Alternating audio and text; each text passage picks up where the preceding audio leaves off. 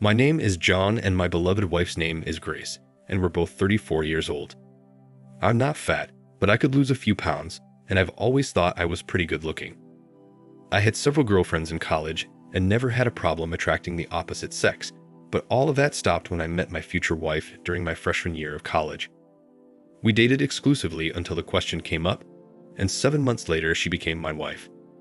She had several admirers in college and has never lacked male attention. She instantly lights up any room and radiates energy. Her playful personality is all admiration. I thought we were the perfect couple because we enjoyed spending time together. However, the only problem is that we don't see each other enough to spend as much time as we need to. I am a systems analyst at a large IT company, and she is a registered nurse in the orthopedic department of a large hospital. I usually work 9 hours, 6 days a week, although sometimes I have to stay late if I'm working on a complex or time-sensitive problem. Because of our work hours, we only see each other on weekends. When Grace works the day's shift, we see each other at night, but she's always so tired that she goes to bed by 10, which is shortly after arriving home. We try to make up for the lack of intimacy on the weekends. We often discuss fantasies, and we both agreed that fantasies should be just that, fantasies. She was everything I needed, and she assured me that I was the love of her life. I have no time for cheating, and she knows my feelings about cheating. I just wouldn't tolerate it. She works 4 days a week for 13 hours. Monday through Thursday, alternating shifts every 4 weeks. Shifts are usually 7 to 8, day or night. There is also a shift change period, which, since she started working in orthopedics, takes about an hour. So on her way home, she usually comes in around 9:30 in the morning and evening. For the last 2 years, I've been asking her to get a permanent job, but she loves what she does and didn't want to change jobs. So we just put up with her unsociable hours. When we first got married, we both had student loans and agreed that we should pay them off before starting a family. When the loans were paid off, we decided to put off having children until we were comfortably settled in a nice house and neighborhood. 3 years ago, we reached that goal and concluded that it was time for her to get pregnant. Except she didn't. Today was Monday, and I left work early, thinking I had the flu. I texted my wife that I was going home sick, and she replied that I needed to take flu medicine. I asked her what kind of medication and where can I find it. She replied, Tamiflu, and it was in the medicine container and the second drawer under her dressing table in our bathroom. I simply replied, okay, and went home. Once home, I went into our master bath to look for her medication and instead found something else. I searched the drawer she indicated and found nothing labeled Tamiflu. I opened the top drawer and found flu medicine in there, as well as a foil packet of birth control pills. She had already taken the one labeled for today. I was completely shocked. She had promised me that she had given up the pill over 3 years ago. We had been trying to have a baby for the past 3 years without success. My wife just told me that we were unlucky with our work schedule and sooner or later, our schedule would coincide with her period. In spring, I decided enough was enough and we both got tested. After numerous tests, our doctor stated that there was nothing wrong with either of us. I look at the foil packet of pills and wonder if it's an old packet, but realize that the days of the pills corresponded to the month and the correct pill for today had already been taken out. Today was Tuesday, the 18th of the month, and 18 pills had been taken, including today's. They were expiring in 2 years, so they must have been refilled recently. Simultaneously, I scrolled through several different scenarios in my mind.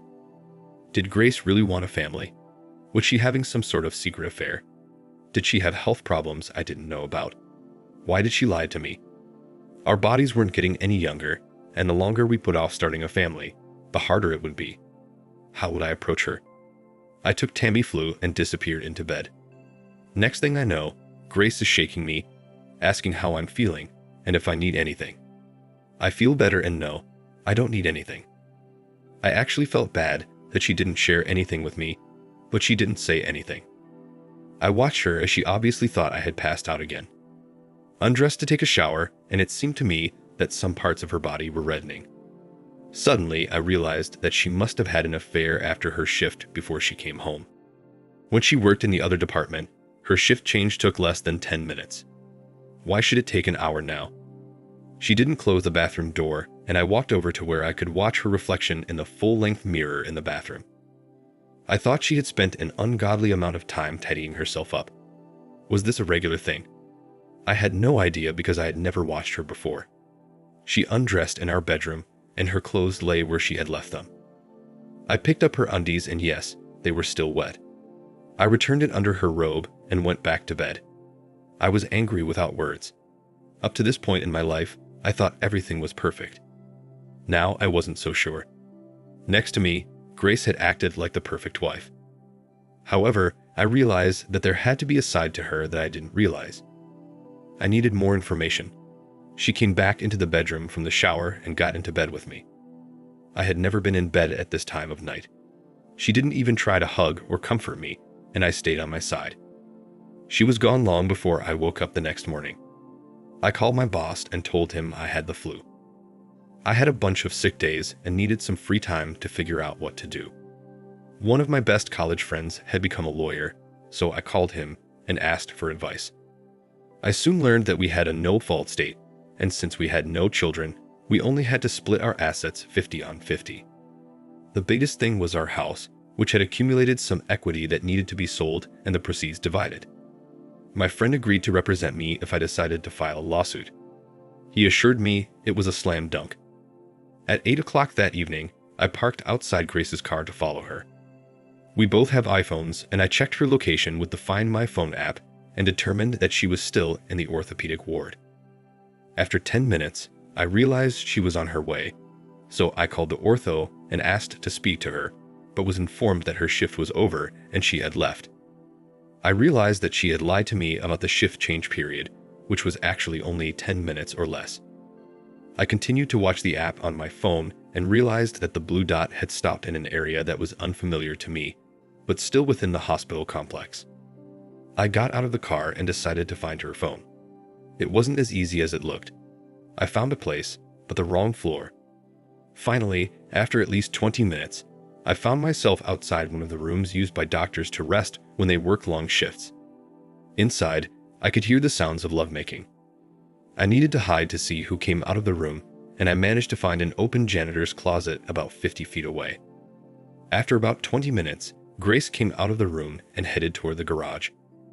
A few minutes later, a man came out. After a while, he locked the door. I walked up to him and asked for directions, which he graciously provided. He was a few inches taller than me and looked like a Greek god. I looked at his name tag and recognized his name, Dr. William. I needed a plan. I called my supervisor at home and explained that yes, I had the flu, but there was an urgent personal family issue, and I needed some personal time to deal with it. He understood this as he had been involved in a terrible divorce himself a year ago. He said to take as much time as I needed, but keep him informed so he could cover.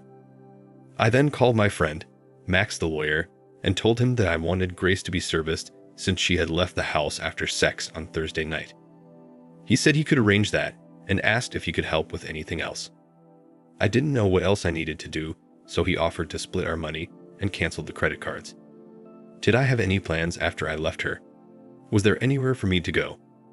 I tried to deal with things as they arose and admitted that I hadn't gotten that far. He told me to come to his office first thing the next morning.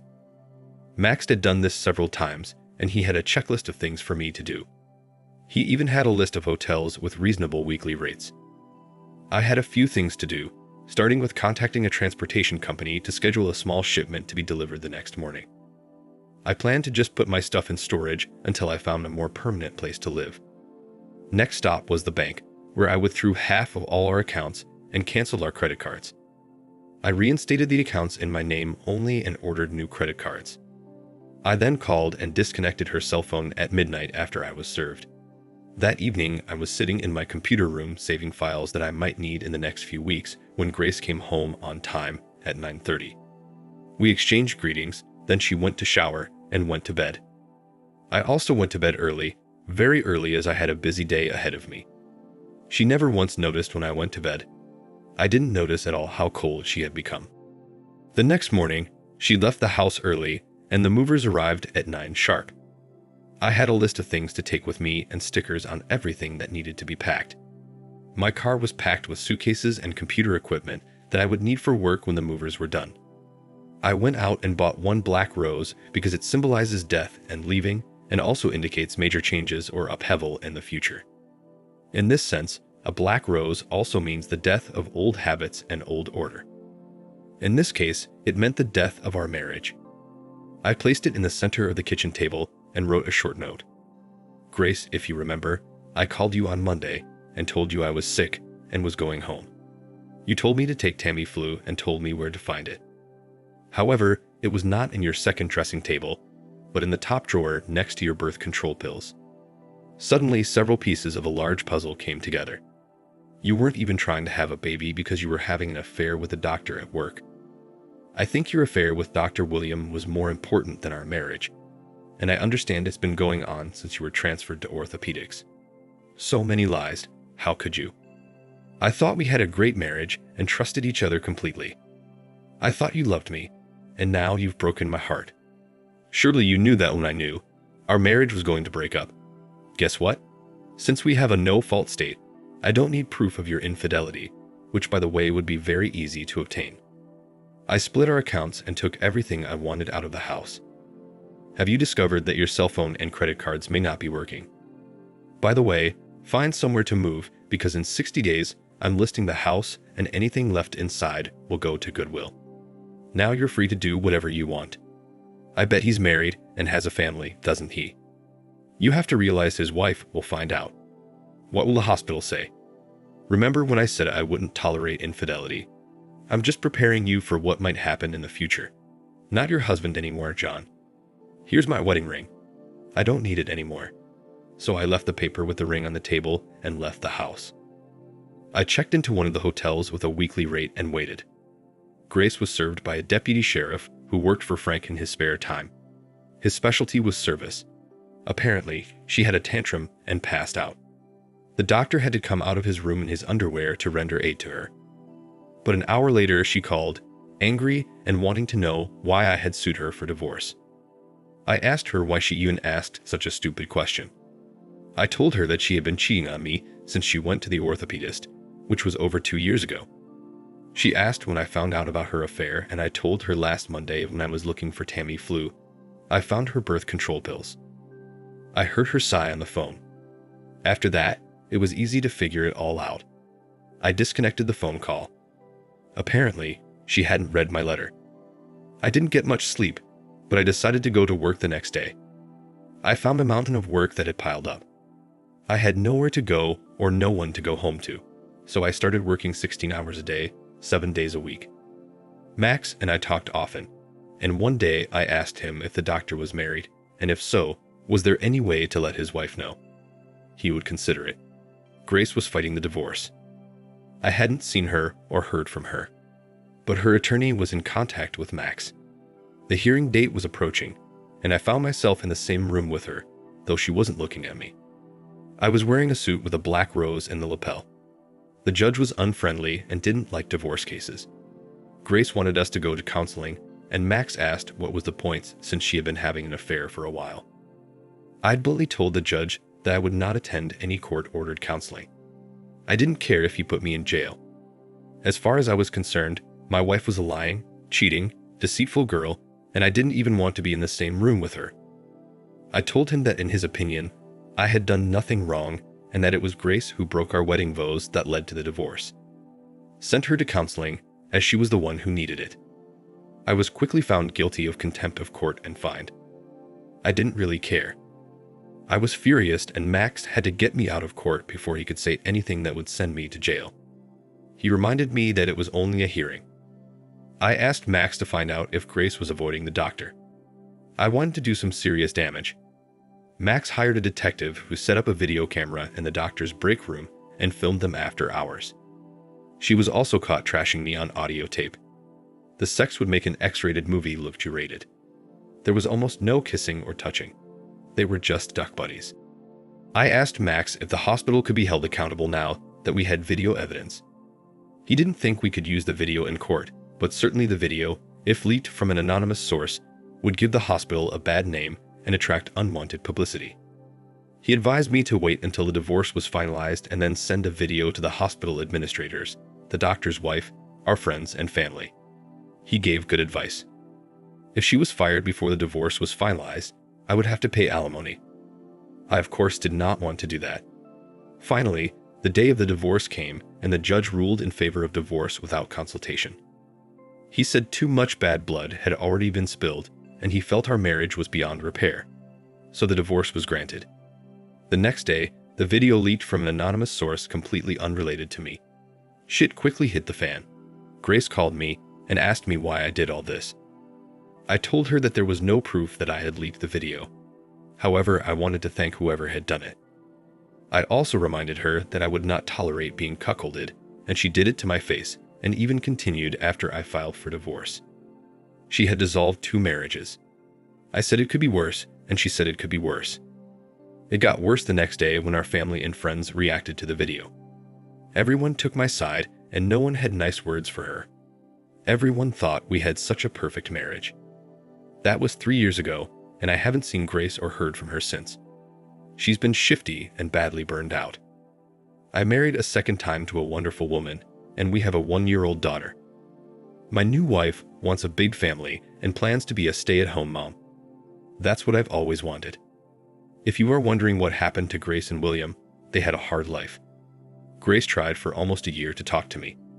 I'm not sure why she tried. I didn't give her a chance to reconcile. Both William and Grace were unceremoniously fired. William's wife filed for divorce. Grace could have handled it, but then I sent out the video to our friends and family. It was the final blow to her, so she started thinking about leaving to start over. If she hadn't tried to contest the divorce, she might not have lost her job. Grace didn't want a divorce, so she sought counseling, but I got very angry and she lost the case in court. Her second mistake was that she continued to date William and have sex with him. I did a very smart thing by waiting until our divorce was finalized before sending out the video. If I had sent out the video before our divorce and she was fired, I would have had to pay alimony. Eventually, Grace, feeling completely ashamed and humiliated, she moved to Oklahoma City and found work as a nurse in a doctor's office. She may be trying to get her life together, and I hope she has learned her lesson. Thank you for watching. Like, comment, and subscribe if you enjoyed the video. Until next time, I'll see you again. Take care.